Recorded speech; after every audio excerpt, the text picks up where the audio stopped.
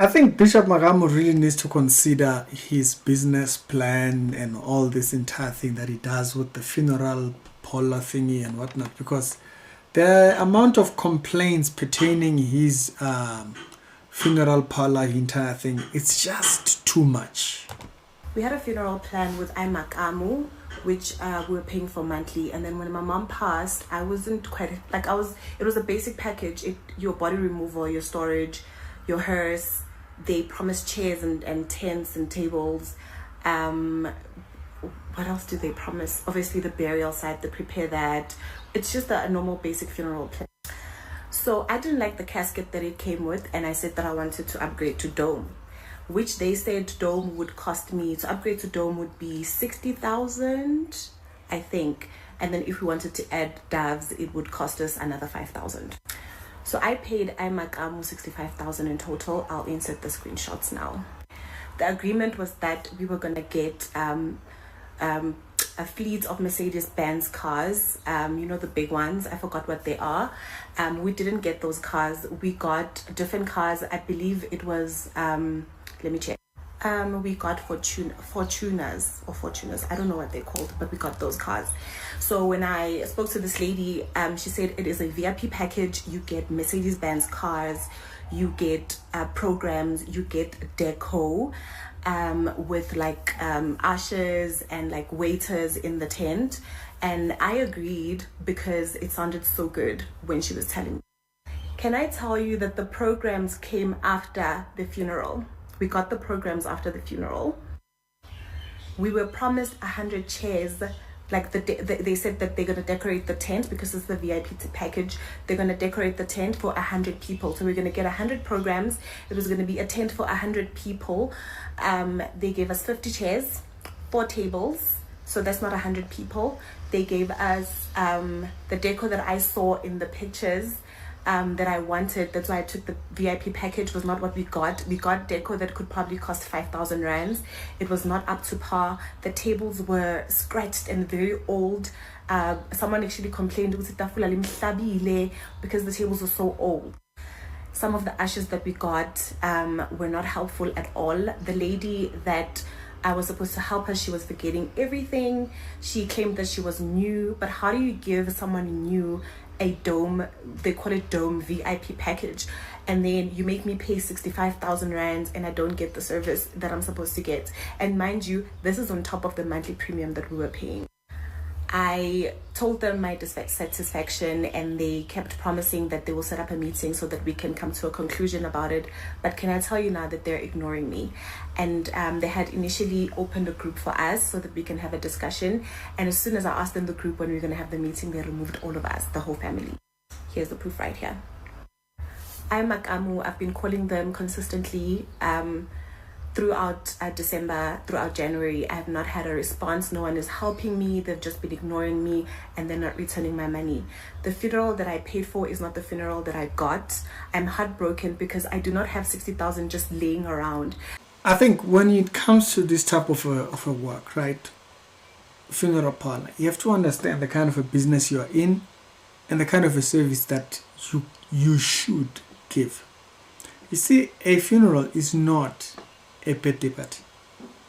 This is something that a person gets to do for someone once. That's it.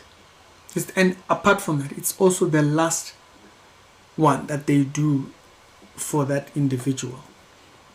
And so that's the first thing. You have to understand the kind of an industry you are, the kind of a business you are rendering, or the kind of service you are rendering. A funeral is it's not something where oops.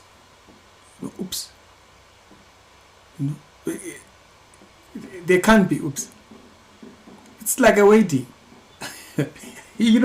Something goes wrong at the wedding. That's it. That person can't fix. There's nothing.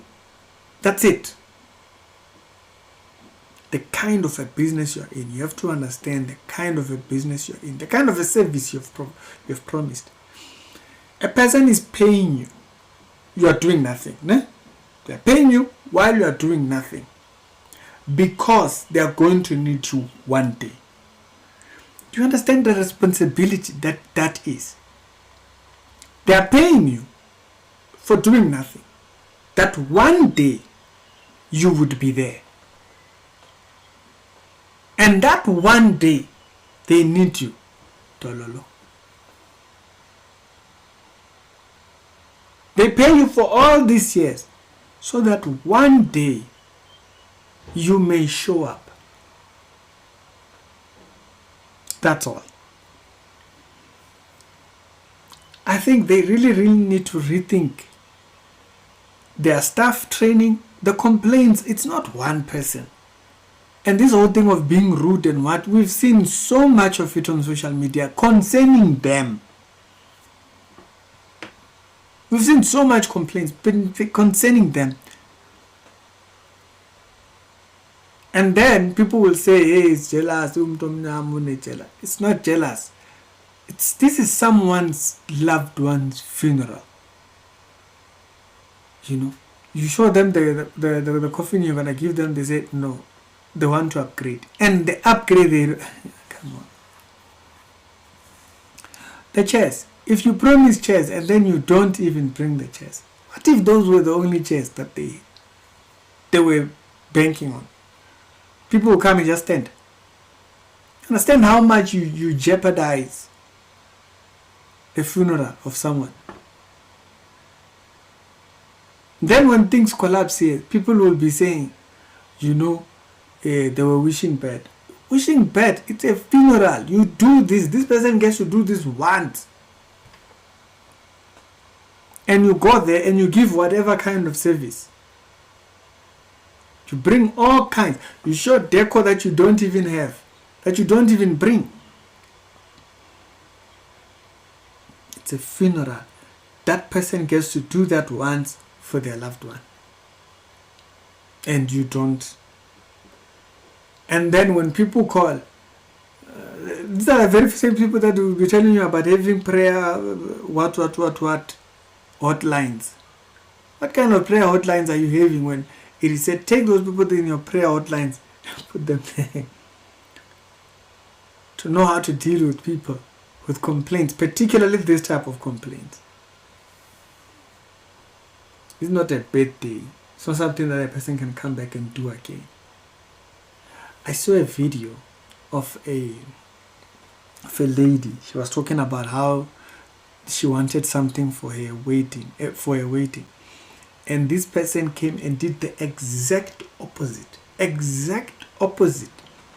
Funeral, waiting payment. Don't get to do this again. Do this now. Then a person comes and does whatever. Know the kind of a business you are claiming you are in. To understand the kind of a service that is expected in that field. There's people's in wishes for how they want to bury their family. Right? There's people's wishes about how they want that entire thing, how they would just want for everything just move nicely, just smoothly. So they get to do this once. So when you say this is your business, this is a business that you do, you have to remember that this is not a birthday cake, you know, where it's a cake either we're gonna eat it. It's not, this is not that.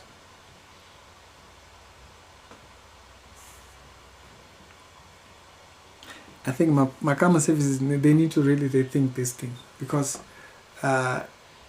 the PR that we already have about their services, it's tainted really heavy. It's tainted heavy because this looks like a consistent pattern with them. When people start abandoning thingy and closing their people will say, hey, it's witchcraft. It's no witchcraft. This is you build something and then you build it off of this type of a foundation.